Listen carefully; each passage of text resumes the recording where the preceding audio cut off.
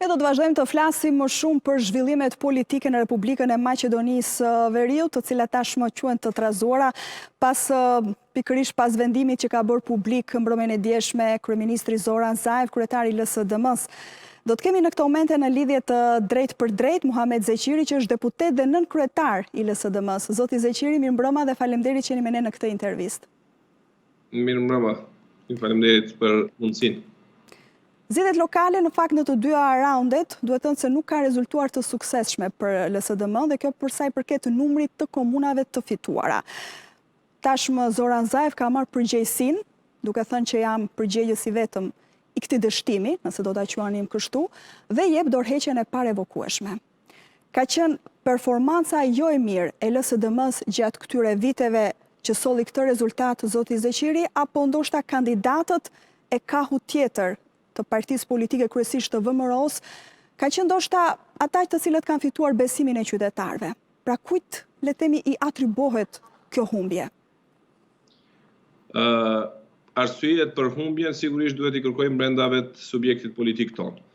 Duhet ta kemi parasysh se në zgjedhjet e kaluara 2017 LSDM fitoi mbi 90% të komunave në zgjedhjet e atëhershme lokale, por si duket kryetarët e komunave nuk e kanë dhënë rezultatin e mjaftueshëm në punën e tyre, andaj edhe jemi ndëshkuar si subjekt politik. Sigurisht në zgjedhjet lokale ndikon shumë personaliteti i kandidatit që jepet para qytetarëve për besim dhe andaj janë ndëshkuar. Mirë po, në Maqedoninë e Veriut duhet përmendim se nuk ndoshta edhe jo aq shumë ka luajtur rol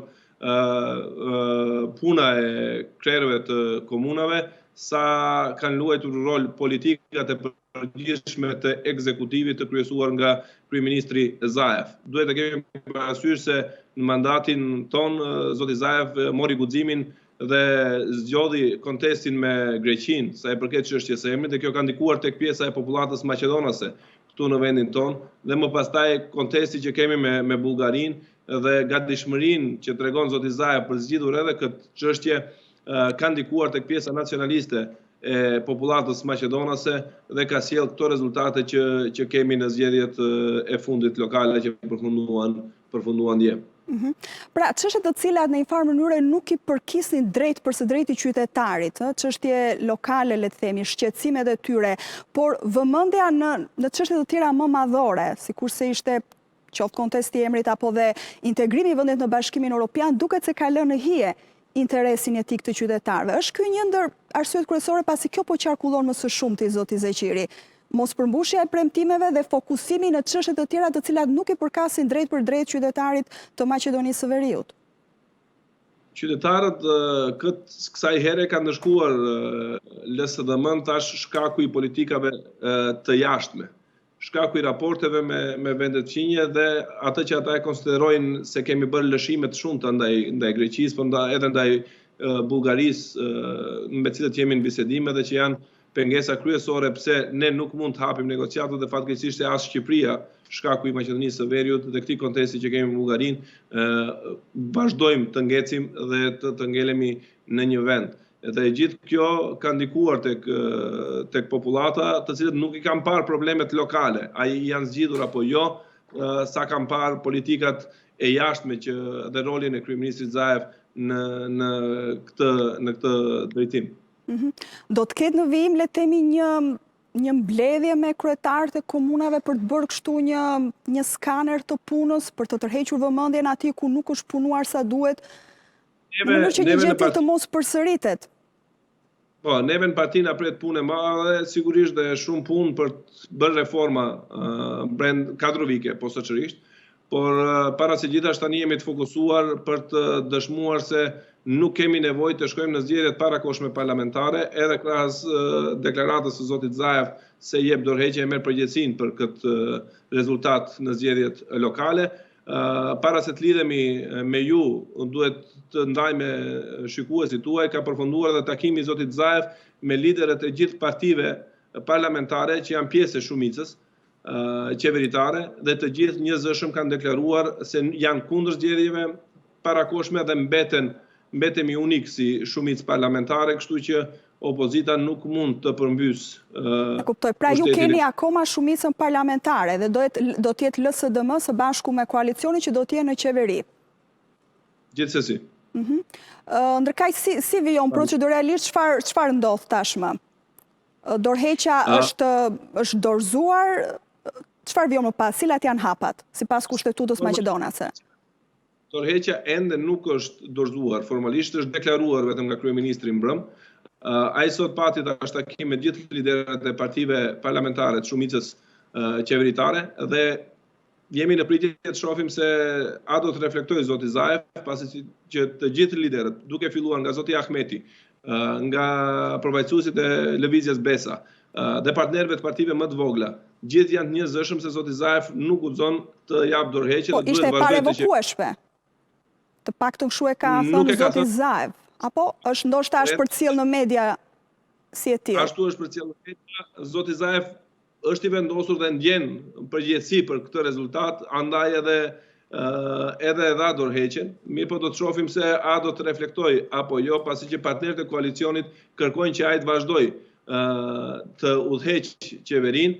Në rast se ai mbetet në qendrimin se dorëhiqet, atëherë do të kemi një tronditje në skenën politike tek ne, pasi që do të ketë procedura të cilat do na zgjasin dhe do jemi në krizë politike e vendi. Gjitha kartat do përzihen nga fillimi dhe duhet të shohim kush do jetë mandatari i ri nëse ndodh një gjë e tillë. Pra, gjithsesi e kuptoj. Zoti Zaev tashmë është le të themi në fazën e reflektimit, ende nuk është thënë fjalë atij përfundimtare. Po, derisa nuk e dorëzon me shkrim dorëheqjen e tij si kryeministër në parlament, ai ende është kryeministër i vendit. Ndërkaq, zoti Zeqiri, pasi po qarkullon tashmë në media kur ndodh një vendim i tillë në media, më pas fillojnë dhe aludimet, edhe për sa i përket procesit Open Balkan, pasi tashmë dihet një takim sa më shpejt i tij në Beograd. A do të jetë i pranishëm aty zoti Zaev, një ndër tre nismëtarët e këtij projekti së bashku me kryeministrin Rama dhe presidentin Vučić? Duke pas parasysh zhvillimet e fundit politike në vend, zoti Zaev sot ka anuluar pjesëmarrjen e tij në takimin e të mërkurës, pikërisht për shkak të këtyre zhvillimeve dhe takimeve intensive që ka me partnerët e koalicionit për të pasë si do ecin punët në skenën politike këtu tek ne dhe pikërisht për këtë shkak ai anuloi pra nuk do të pjesëmarrjen e jetë tij në këtë takim. Në këtë takim, jo. Zoti Zeqiri, ju personalisht si e pat vendimin e zotit Zaev? Rrallë herë, le të themi të paktën në politikën në Ballkana, se që politikan në rangun e kryeministrit të japin dorëheqjen për në humbjen e zgjedhjeve lokale dhe në Republikën e Maqedonisë së Veriut diçka e tillë ndodh për herë të parë, pra që një kryeministër të jap dorëheqjen pasi ka humbur në zgjedhjet lokale. Le të themi një model emancipimi, qytetarie, si duhet lexuar dorëheqja e zotit Zaev? Ashtu si shtat në drejtim të vetëdijsimit liderëve politik këtu tek ne, Zaev është politikan i veçantë, mund ta quaj këtu tek ne, pasi që pati guximin gjatë gjithë mandatit të tij si kryeministër të merr vendime shumë të vështira, duke pas parasysh se do t'i kushtojnë shumë në jetën e tij politike. Mendoj edhe unë vetë kam biseduar gjatë javës kaluar shumë me zotin Zaev, pasi që ai deklaratat për dorëheqje i paralajmëroi pas raundit të parë. Nëse do të humbiste Shkupin. Nëse do të humbiste Shkupin se do të jap dorëheqje, kam tentuar ta bindi edhe unë se janë deklaratat përshpejtuara, se nuk duhet të lidh zgjedhjet lokale me ato parlamentare, pasi që nuk kanë lidhje njëra me tjetrën. Mirë po, ai e ndjen si përgjegjësi vetëm pasi që ai e ka zgjedhur ekipin i cili do të udhëheq këtë fushat zgjedhore dhe pas dështimit dhe humbjes që kemi përjetuar si subjekt politik, ai e mori tërë barën mbi vete dhe doli dha dorëheqje. Unë duhet përshëndes edhe përfaqësuesit e subjekteve tjera politike që është rrallë herë ndodhur edhe tek ne këtu në Maqedoni, që dje dolën menjëherë pas mbylljes së vendvotimeve, kur i panë rezultatet, pranuan humbjen dhe uruan kundër kandidatët për atë përfitoren që kanë arritur. Një prej tyre ishte edhe Teuta Arifi, kryetaria e komunës Tetovës, ishte një nga të parët që uroj kundër kandidatin përfitoren, dhe kjo është një gjë që duhet pasuar dhe ndjekur vazhdimisht në proceset zgjedhore këtu tek ne. Edhe diçka e fundit, ju e thatë pak më herët që tashmë pritet, le të themi, reflektimi i zotit Zaev, cili do të jetë hapi i tij përfundimtar, por në spektrin politik në Republikën e Maqedonisë së Veriut, tashmë çfarë ndodh? Cili është hapi i radhës? Çfarë pritet të ndodh më saktë ditët në vijim?